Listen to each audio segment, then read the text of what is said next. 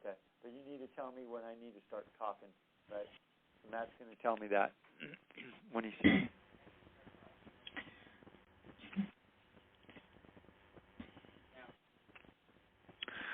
Good evening, everyone. Thanks for joining me tonight. My name's Sam Liccardo, and I'm running for mayor of San Jose. I believe that it's not enough just to say you understand the problems facing our city. It's important that our leaders have ideas and specify those ideas for fixing those problems, and perhaps most importantly, identify how they're going to pay to fix those problems. I've written a book on how to address the biggest challenges facing our city. That book can be found on my website, www.samliccardo.com, and it can be downloaded for free, and I encourage anyone to take a look. Tonight I'm going to be talking about my plans and talking about your ideas and your questions and your concerns. So I'd love to answer your questions and concerns during this call. If you have a question, a statement, a concern of some kind about public safety, about transportation or homelessness or any issue facing this city, just press 0 now or at any time during the call. You'll be placed into a queue while we are awaiting the arrival of the rest of our listeners. This will only just take a minute. So again, if you have any questions, comment, please press 0 now or at any time during this call. You can also, while you're waiting, take a look at my book online at samliccardo.com. Now, for those just joining us, my name is Sam Liccardo, and I'm running for mayor. I put forward detailed plans to make our city safer through smarter, more innovative government, and I'm proposing a number of ideas for how we can make our city more successful. I'd like to talk about a few of those now while folks are joining in our call. Again, my name is Sam Liccardo, running for mayor here of the city of San Jose. My first and top priority, of course, is making our city safer. And I believe we can do that now using our existing resources more efficiently and effectively. I worked with Mayor Chuck Reed to reform out-of-control pension costs, and we are using the $25 million in annual savings today to hire more cops today. I put a plan together last year to identify the savings we'd need, to add a third police academy, to restore police pay, to improve retention, and that is all happening as we speak. But that's just really the first step. We know we can use technology. We're here in the middle of Silicon Valley, and we can better use technology to help our police be more effective on the job. Just 3 weeks ago, the council approved my plan for creating an online voluntary registry for cameras. We know there are thousands of video cameras out there in our city, in front of stores, in front of homes.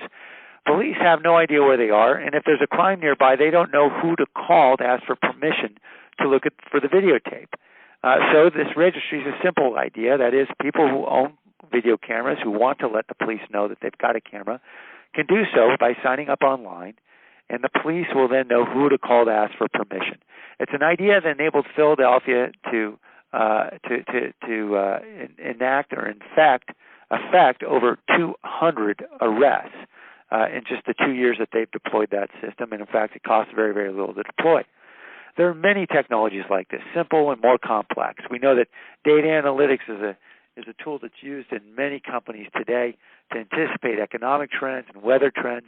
Well, it turns out we can also use data analytics to anticipate trends in property crime, to anticipate likely hotspots of property crime, break-ins, auto thefts.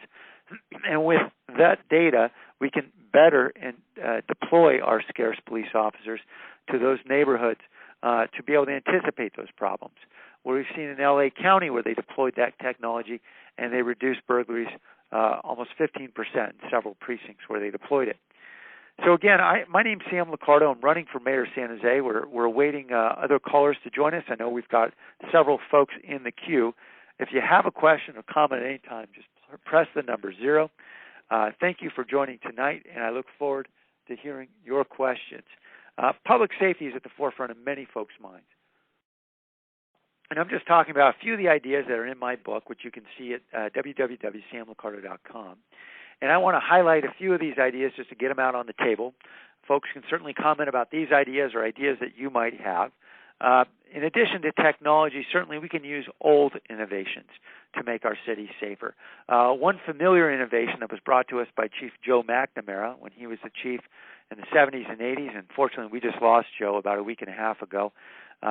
But, you know, Joe brought a wonderful innovation to San Jose called community policing. And the idea is a pretty simple one. The idea is that police are more effective when they actually get to know members of a community, when they get to know store owners and teachers and parents, and through those interactions, they actually gain familiarity with the community, identifying where the gang house is or where parents think the drug dealing is happening by the high school, and then can get out in front of those problems, can deter them, can actually prevent crime.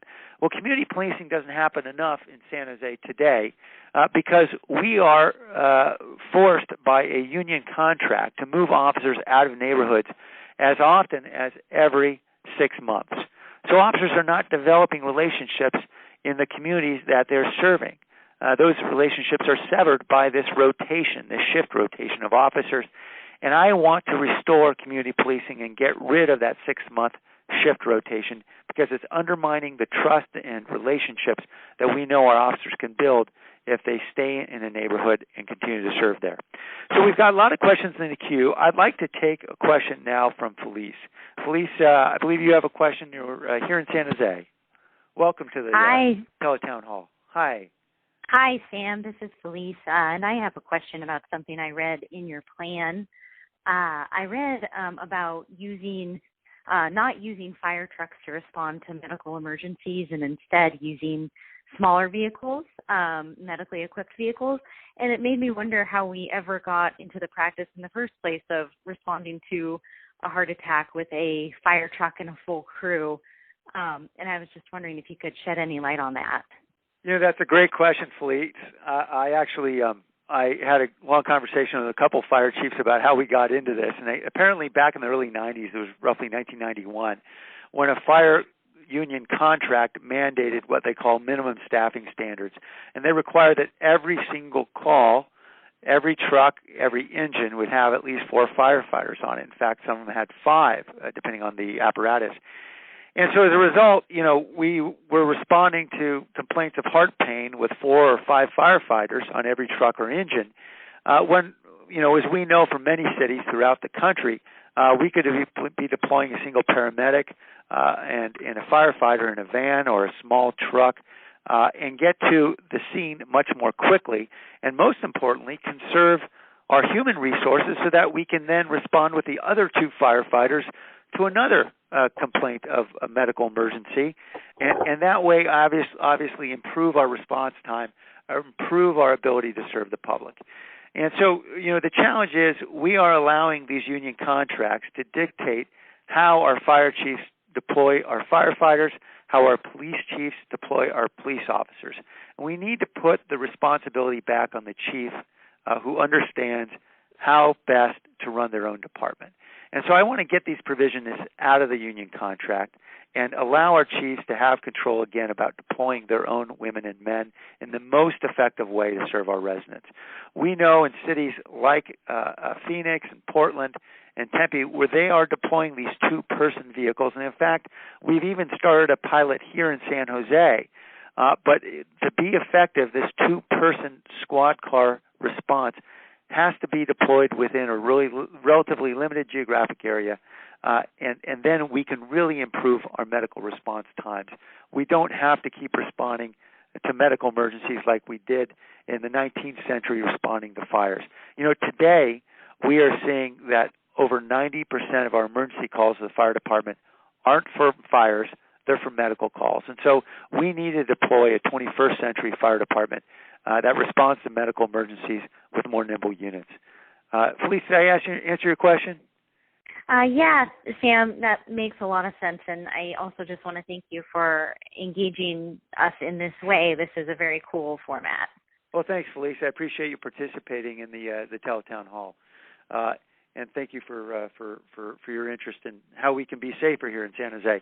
So I want to remind all those folks who are listening that they can press 0 at any time and ask questions as we're continuing with our Teletown Hall. We are going to be answering several questions and comments and concerns as we go along, and then we'll also take a little poll as we go through here to get a sense of how people feel about public safety and other issues here in our city. Robert, I think you have a question about the police department. Welcome to our conversation. Yes, I'm wondering if the attitude of the police department has really affected the policemen on the street because of what's going on and all the problems with the pay and the cuts and all this. I have a feeling that they're not responding as fast as they would because of it. Am I wrong? Well, Robert, I would say this. First, the overwhelming majority of the officers I come in contact with are still committed, absolutely committed, to doing the best possible job they can. I know they're stretched on resources. We need more officers. They know we need more officers. And they're working a lot of overtime hours. And I know morale is down. There's no question about that. I don't doubt that some of the things that the police union heads, the union bosses are doing isn't helping. I know that obviously inviting recruiters to come from other cities to the police union hall is not a way to make our police department more effective or to make our city safer. Similarly, encouraging our new recruits to leave because telling them things like that, they won't be protected if they're hurt in the line of duty is obviously it's both false and it undermines morale. But I'm confident that with the chief we have, Larry Esquivel, who I think has been top-notch, we're actually seeing that his work and the department's work, that is all those officers out there in the field, we're actually seeing property crime and violent crime drop considerably over the last year and a half. And we now have actually lower violent and property crime rates as of mid-2014 than we had when I first came into office. And I think that's a testament to the hardworking folks we do have. I know in every department there's going to be, some who could be doing more. That's true in every department in this country. But we've got a great department. I think our officers are trying very hard. And I want to do everything I can to support them by getting more officers out there, giving them the tools and technology they need, and of course, supporting their work with civilians as well, who can be taking a lot of tasks off their hands to enable them to be more effective. Did I answer your question, Robert? Yes, and one other one. What do you believe sure. is, just a quick question, Sure. collective bargaining, are you against it or for it, like unions? Yeah, no, I support collective bargaining. I think it's a right that's long existed, and I believe in the right of people to. And it's been important to raise living standards in this country, certainly over the last century and a half. My concern isn't with unions. I don't think unions got us into the problem we're in with $3 billion of unfunded debt. I think politicians got us in this fix, and it was politicians who didn't know how to say no. Unions were doing exactly what we expect unions to do, which is to ask for more pay and more benefits. And that's what unions are supposed to do. It's the politicians' responsibility. It's the elected officials' responsibility to stand up for all the residents, not just the unions, but for everyone, for all the residents, the taxpayers, everybody. And so I think that's been the failure of leadership in the past, and what it got us into is a situation today. We not only have $3 billion in unfunded debt, but we've got a pension system which today is telling firefighters, police officers they can retire in their early 50s, and by the time they're in their 70s, on average, they'll be eligible for a pension that exceeds $200,000. And nobody had any idea ever how to pay for that. And those were promises that should never have been made. The promises nobody had any idea how to pay for. And again, it ain't the union's fault. It's the fault of elected officials who need to stand up. Well, the rumor going around is that you're anti-union and the other guy's union. I'm glad to hear that because my wife met you at one of the places, and she didn't find you to be anti-union. But that's the rumor that's being passed around heavily. That's where they're trying to attack you the most, it looks like. Yeah, I recognize that, Robert. This is an election season, and I get the fact that those rumors are going to fluctuate. I think my record's pretty clear that I support collective bargaining, but at the same time, obviously, we just need to make sure that we can afford whatever promises we're making. And I might add, by the way, that, if you're a retiree or you're planning on being a retiree, you should want to ensure that you've got elected officials who know how to ensure that we can pay for those promises that are being made. With a $3 billion unfunded debt, I think a lot of folks have serious questions about whether or not there will be money in the fund when they need that money to retire. And so we've got to have leadership that looks at the long view. Well, thank you very much for answering. I'm all for you now. Those are the two questions I needed answered, and you did well. Thank you. Well, thank you, Robert. I appreciate your questions. And I want to encourage anyone who's listening, and I know we've got a lot of folks on the line to please press the number 0 to offer any comments, questions, concerns that you have. We're talking about public safety, but we're also talking about other issues. So let me first, before we go on, I'd like to ask a poll for those of us who are on the line. We can just pause and talk about how we can make our city safer through smarter spending. You know, it's not a secret that I supported pension reform because out-of-control pension costs were crowding out other important priorities we had, including our safety needs. You know, in fact, in the decade between 2001 and 2011, just before pension reform passed, our police department budget actually grew by $100 million, and yet we had 300 fewer officers. And the reason for that is that we were paying for retirement benefits that were escalating in cost at such a high rate that it forced layoffs among the current officers. We couldn't afford to pay people to work because we were paying them so much to retire. And the problem was only going to get worse, and it was a wrong direction for the city, and that's why I work for pension reform. And over 70 or almost 70% of our residents agreed with us and supported that ballot measure in 2012.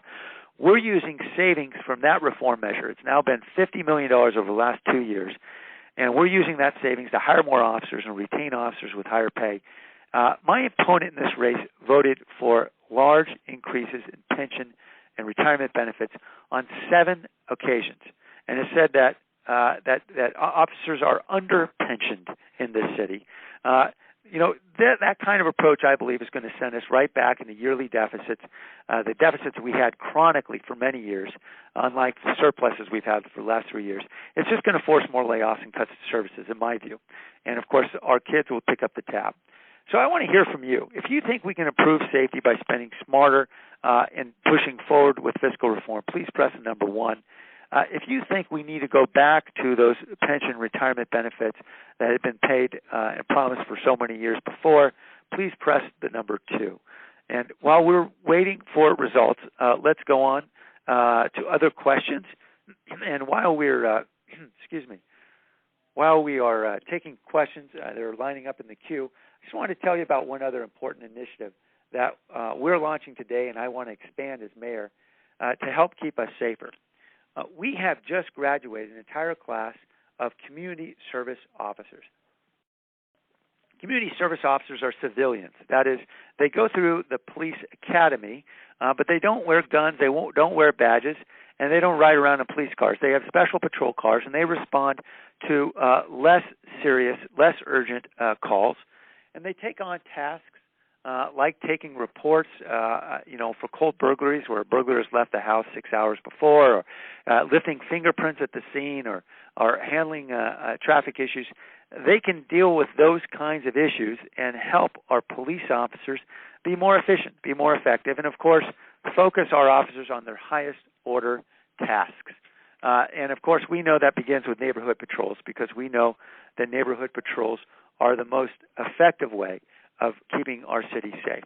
So I want to expand that CSO program. We've got 25 community service officers now. I want to see it expand so we can continue to support our police, enabling them to focus on their highest order tasks.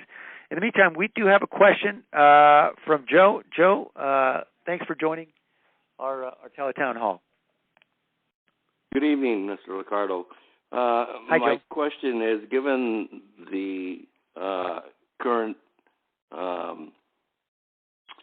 adversarial relationship between the city and the police unions and their attempt to resolve it through the courts, what are your plans once they resolve the court issues? What are your plans, or what do you have in mind to bring back all the parties to the bargaining table to participate in the collective bargaining system or process? Because I believe that people get further ahead when they mutually agree on issues versus the current situation the city finds itself in, the city and the officers. Yeah, and Joe, you're right. I know that it's obviously a very negative tone right now. We get it. I get it, certainly. But I do think it's important that the public understand that we continue to sit down with our police union In fact, we sat down at the end of last year and negotiated an 11% pay restoration with our officers, far in excess of the pay restoration we saw with our other city employees. And we did it because we knew we had to ensure our officers could be paid competitively to keep them on board. We knew other cities were paying more, and that's important. It's important to keep the best and brightest officers here.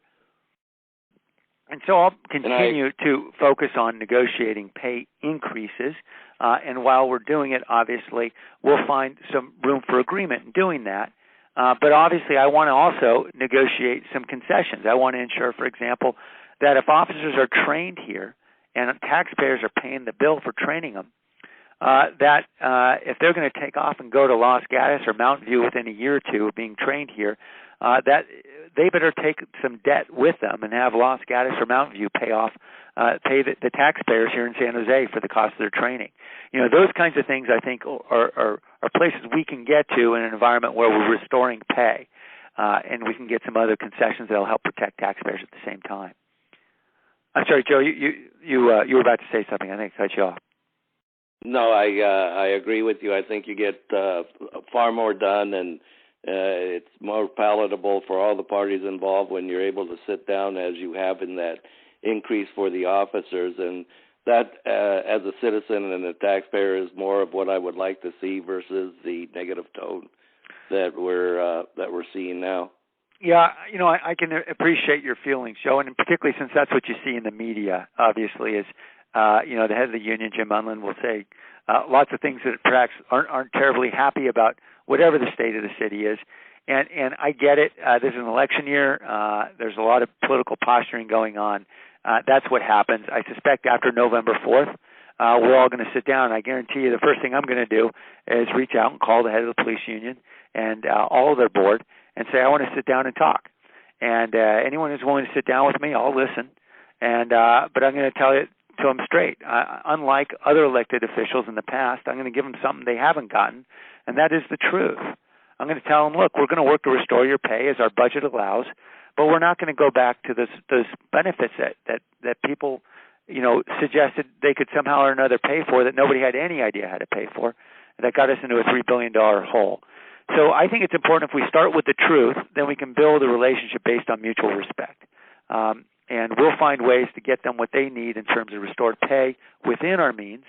And as we're restoring pay, that's different than restoring these incredible benefits like sick leave payouts and pensions and so forth, because when you're restoring pay, the taxpayers know exactly what they're paying and the officers know what they're getting.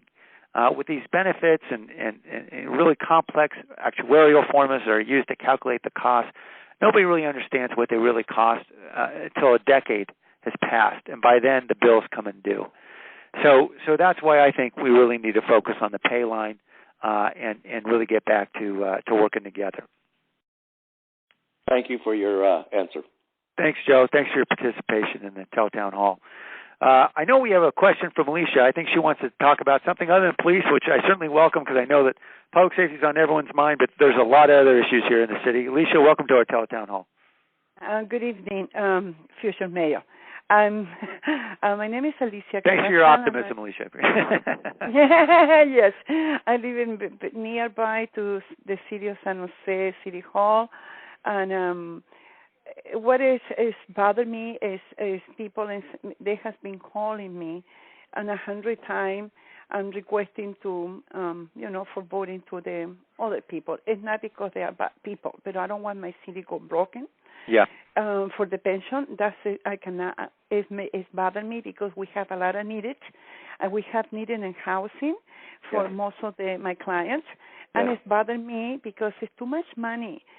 I don't know if it's too much money or not, but the situation is that when I see the retirement for the city employee get, and my client, the one they come into our office to looking for legal assistance, they're making $20,000 per year. Okay, and these are the people who pay the high salary and high retirement for the city employee, and it do bother me. Okay, I think like as you're planning to sit down and go in and the benefit accordingly for what the city the money has at this moment, it will be perfect. But don't forget, we need housing. When you have housing, affordable housing that do not exist in San Jose, and people keep playing about affordable housing, come on, it doesn't exist, okay? Right. And we need to have something more. And also, like you say, I need to see. You need to sit down with the union and police union to see how much they can afford to increase, increase the salary. But it's no way that we can go back at the city of San Jose. This is my city too. I came about 37 years ago. It became my city, and I would like to be my city broken like another city in this area. So I don't know the solution, but it bothers me when the union bosses is trying to push in something. It's good when they have a union, they have salary to increase so and so. But a lot of other people were in union. A lot of other people, and we don't making that much money. And they never fight for us to making more money for us either. And the janitor making $8.50 an hour. Come on, you want to do it for everyone. Alicia, I think I hear you loud and clear, and I know there's fundamentally underlying all this is a desire to see more affordable housing in San Jose. Is that right? Yeah. Yeah, and I think, and again, I want to make it clear, I don't blame unions for the fix that we're in. These are elected officials who made these decisions. The unions are doing what they do. It's elected officials that need to stand up. And in terms of affordable housing, there's a lot of opportunity for change here. What we have in front of us that will come to council as soon as November is a plan in which developers would help us pay for affordable housing in this city. Because we know a lot of housing developers out there are doing very well right now. We see very high housing costs, and they make a lot of profits, and hey, that's a good thing. Everyone should make profits. But because the costs are so high, obviously it's crowding out our ability to serve or even house, our teachers, our nurses, or any of our residents. And so I support what's called an impact fee that would require developers to pay for some of the solution, that is, help nonprofit organizations build affordable housing in our city. Now, here's a very important point in contrast between myself and my opponent. My opponent opposes the impact fee, does not believe developers should have to pay. He actually proposed last night during one of our debates that we should spend $10 million of general fund money for affordable housing so that the taxpayers would pay for affordable housing rather than developers.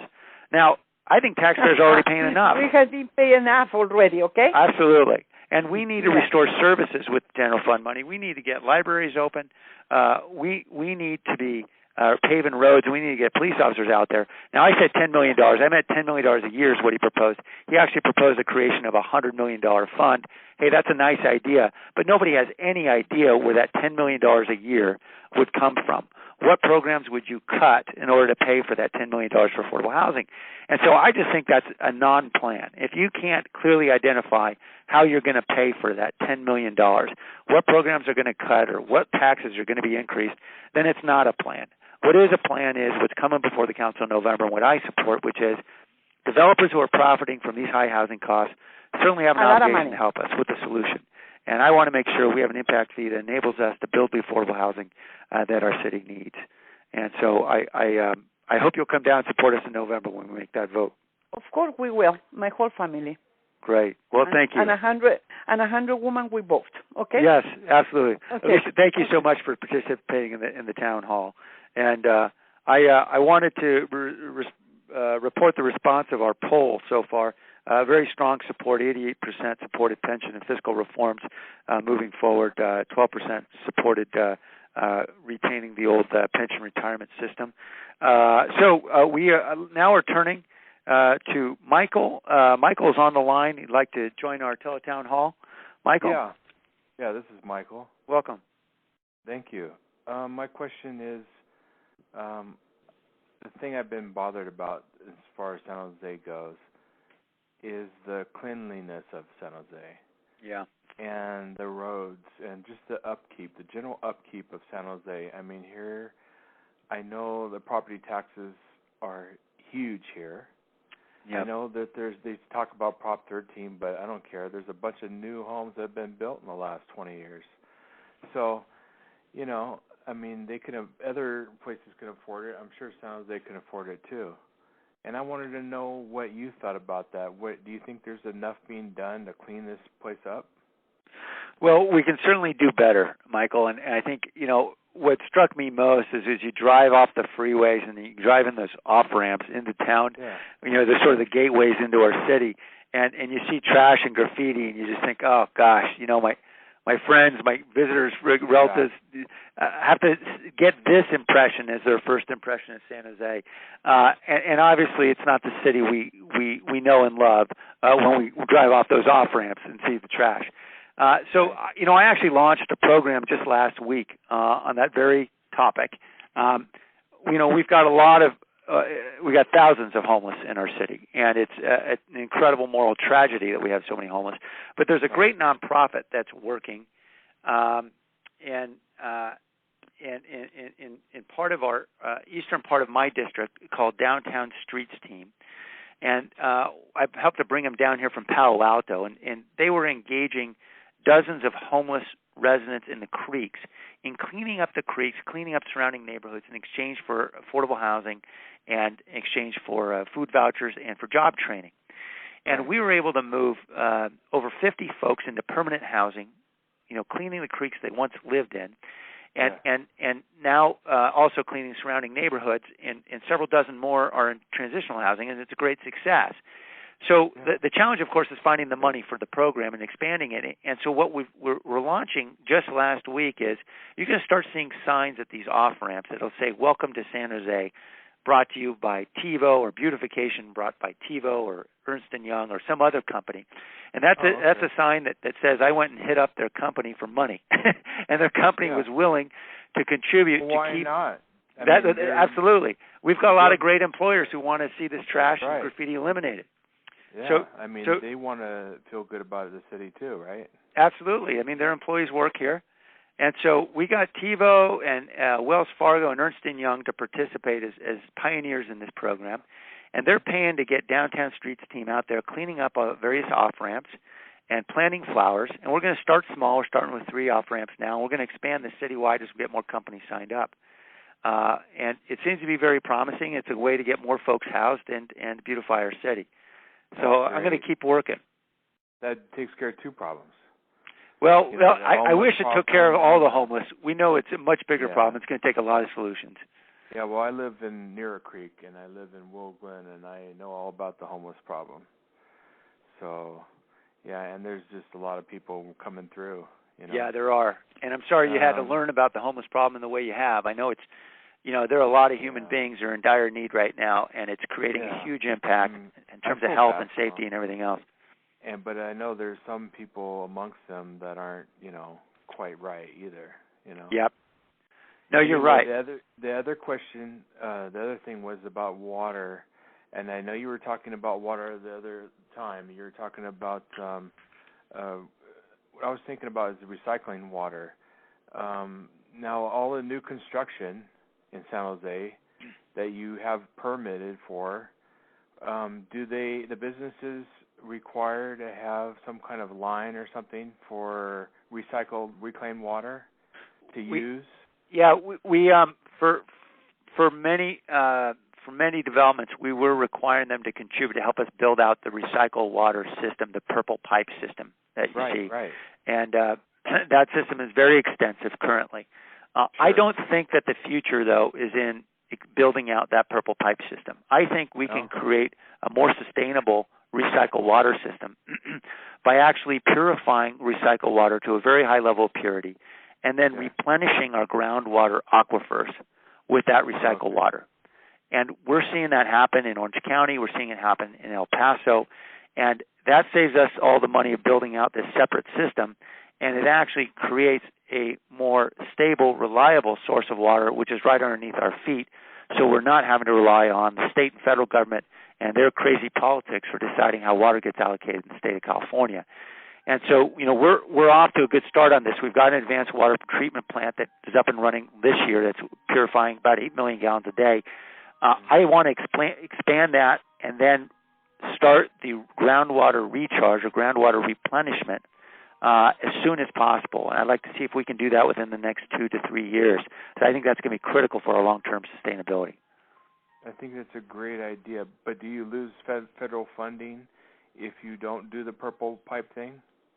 That's a good question. I don't believe we were relying, that's a good question. I'd have to check in with my water district friends to really know that answer, to give you a good answer. But they're very interested in this. In fact, that has been part of their long-term plan. I want to make it part of their and our short-term plan. So I think it's fair to say among those who've been thinking about this issue in this valley, there's some momentum to go this direction, and I recently pushed an initiative at the council to get council buy-in, and they approved it unanimously. So I think we've got a lot of momentum to go forward. Oh, great. Okay, thank you. Michael, thank you for your questions. I appreciate it. Now, we're going to return to questions in just a moment. I know Lisa's on the line, but before we take Lisa's question, I just want to offer a very self-serving poll here for a moment. As you all know, I'm running for mayor. And I want to thank everyone for being on the call tonight. And we do have time for more questions. But before we go off to them, I'm running for mayor because I want to put innovative ideas to work for our community to make San Jose safer and stronger and improve our services. And I don't have all the answers, but I'm willing to work with anyone, talk to anyone, and do the deep digging necessary to try to find solutions to our challenges. And I'm hoping you'll join my campaign tonight by signing up to make calls, to knock on doors, or to donate. Or get involved in some other way. We've got a lot of folks who are down in our campaign office right as I speak, working very hard. If you'd like to sign up and knock on doors, please press the number 1. If you're interested in making phone calls, please press the number 2. If you're interested in doing something else, please press the number 3 at this time. I can tell you I'm out there knocking on doors and making phone calls myself. So we'd love to have you joining me and the rest of our crew. We've got a really fun group of volunteers, and I'm proud to be part of this incredible organization. We've just been building so much momentum over the last several months. So again, knocking on doors, press 1. Making phone calls, press 2. Doing something else in the campaign, press 3. So while you are considering that question, I'd love to turn to our next questioner. I think Lisa's been on the line. Lisa, welcome. Hi, thank you for having me. I was actually really interested in talking about safety and the fact that a lot of areas of freeways, the street lights aren't on, and we have street roads that are in bad shape. Yes, we do. And I'd like to know what you have as ideas on how we can deal with those with the budget we have. Yes, great question. So street lights and streets, all in bad shape. First on street lights, I think there's good news here on the horizon.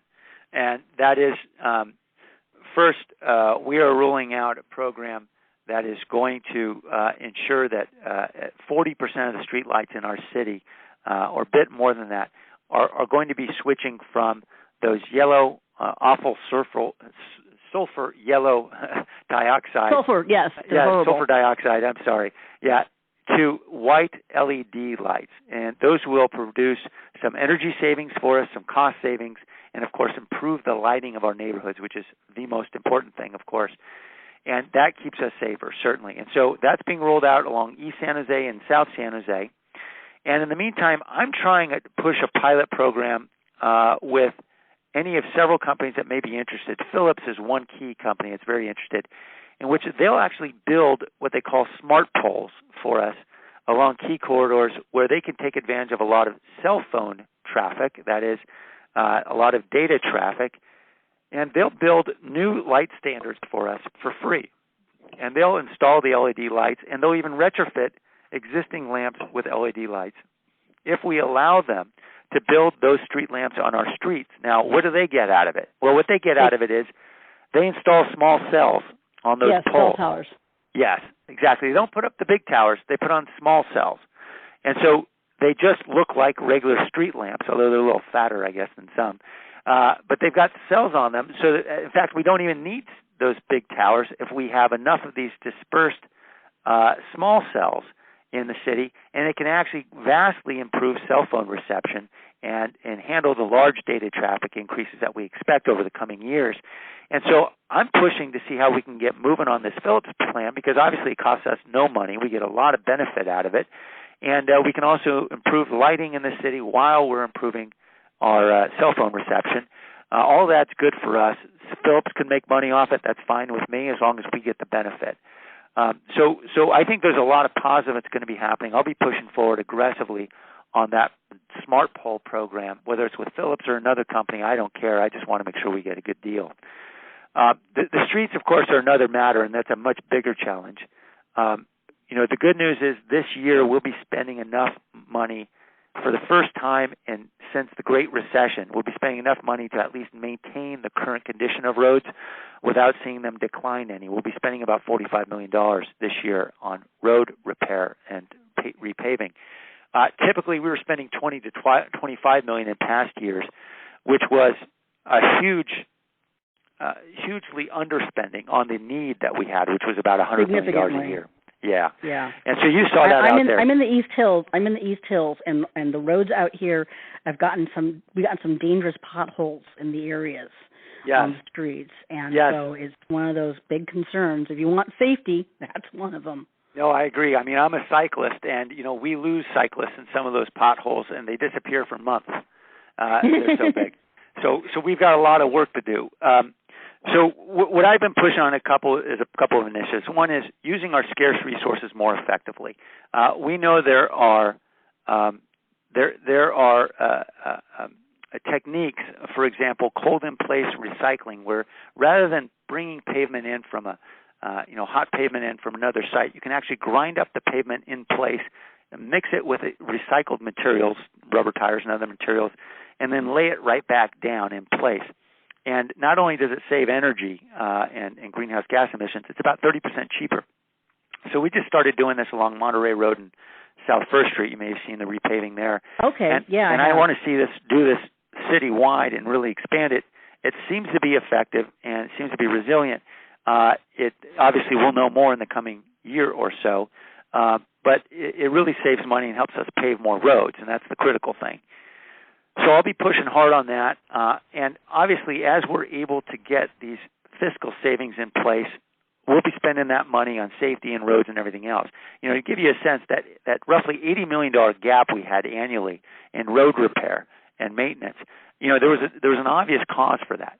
Last year we spent $250 million a year more on retirement costs than we spent back in 2001 when Dave Cortese took office. And I say that because that's when we really started seeing the significant spike in these retirement and pension costs. And so it's really critical that we get those costs under control. And right now, the pension reform measure that the voters approved in 2012, we've been able to implement part of it, and that's saving us $25 million a year so far, and that'll increase. But we haven't been able to implement the other part of it. And that would have been saving us about $48 million.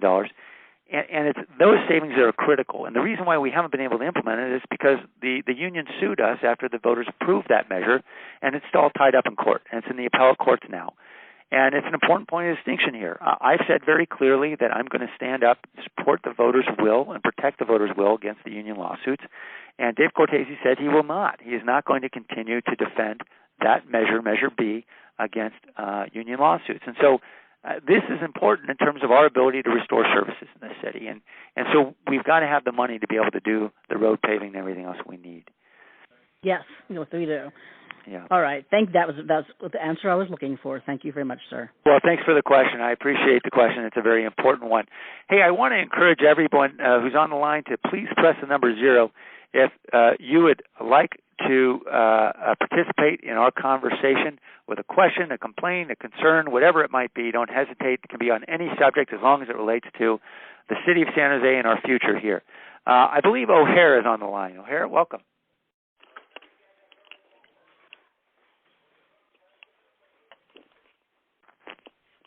And while O'Hare is joining us again, I want to encourage everyone to press the number 0 if you would like to join our conversation with a question or a comment. O'Hare, are you with us? Hi, Sam. It's actually Ozair. And Ozair. Oh, please forgive me. I mispronounced your name. So I was waiting for maybe someone else to speak up. But yes, my name is Ozair, and I live in San Jose.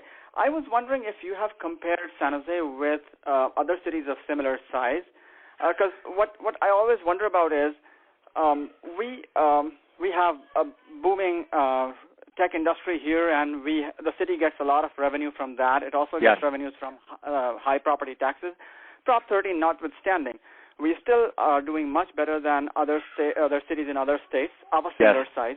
So how is it that we are so deep in the hole and other cities of a similar size are not? Yeah, that's a great question. And because I get it all the time, why are we so broke when we're so rich? And exactly. We're one of the 2 metropolitan areas in the country with the highest growth rates over the last 2 or 3 years, and obviously the wealth of Silicon Valley and everything else. So here's what's going on with the city of San Jose. 2 things. One are these retirement costs, which I've explained ad nauseum, certainly.